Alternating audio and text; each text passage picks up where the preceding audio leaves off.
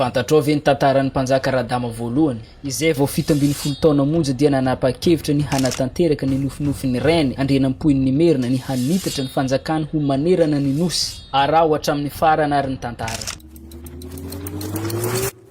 Teraka tamin'ny taona 3 tao Ambohimanga izy. Nomena ny anarana hoe ilay dama. Rehefa maty ny reny dia nanjaka tamin'ny 7 Radama. Tsy te hitondra any Imerina fotsiny nefa izy fa te hitondra ny nosy ray manontolo. Nanao fanafiana ara-tafika tsiroa amantany ny tenany ka vokany. Tao anatin'ny 10 taona latsaka dia saika lavo teo ambany fahefany avokoa ny fanjakana malagasy rehetra. Ary ny fehiserana an-tsambo strategique toa antoa masina mihitsy izy. Fa niatra amanena izany etsika izany. Miaramila efa ho 5,4 no namoy ny ainy nandritra n'izany. Fa nisy toerana kosa azo tsy nila niady akory fa ara-diplomatika noho ny fampirarahana. Mba hialana amin'ny fandripahana bebe kokoa dia nitondra fanovana lehibe teo anivon'ny tafika izy. Noho ny fanampian'ny manamboninahitra Britanika dia namorona tafika moderna. Basy, tafondo ary fifehezana. Tamin'ny taona 17 dia nanao sonia fifanarahana manatantara tamin'ny Anglisy izy. Nofoanana ny varotra andevo tamin'ny Eropa. Ary takalon'izany dia nahazo fitaovam-piadiana sy mpampianatra ary fankasitrahana izy. Tamin'ny taona 17 dia nanokatra varavarana ho an'ny misionera protestanta.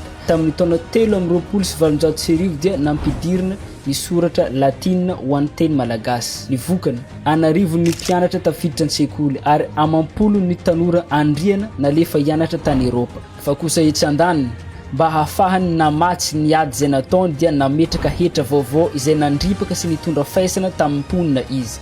Nanafitohana ny sasany ny faniriany hanova toe-javatra, indrindra fa satria nanokatra varavarana malalaka avy any ivelany izy. Ary nandà kosa tsy hiova ho kristianina mihitsy ny tenany. Ary tsy vitsy amin'ireo fanovana napetran'ireo no najano ny ranavalona voalohany izay vady navelany rehefa niamboho izy. Tamin'ny taona 7 vao 30 taona monja dia nody mandry tampoka tao Antananarivo Radama voalohany. Misy milaza fa aretina azo avy tany amorontsiraka no antony izany. Misy kosa milaza fa fisotroan'ny toaka diso tafahoatra no antony. Fahalasana tena mampalahelo satria mbola nanana vina maro dia maro ny tenany. I Radama voalohany dia iray tamin'ireo mpanjaka lehibe indrindra teto Madagasikara. Nampiray ny nosy izy, nanokatra varavarana ho an'izao tontolo zao ary nampiditra fanabeazana moderna. Fa ny nofinofiny dia niorina tamin'ny ra sy fifanoherana. Mampatsiahy antsika fa amin'ny fiainana dia misy vidiny avokoa ny zavatsoa rehetra. Raha mahaliana anao ny tantaran'ny Madagasikara dia aza misalasala ny misabone ary manaparitaka ny horonan-tsary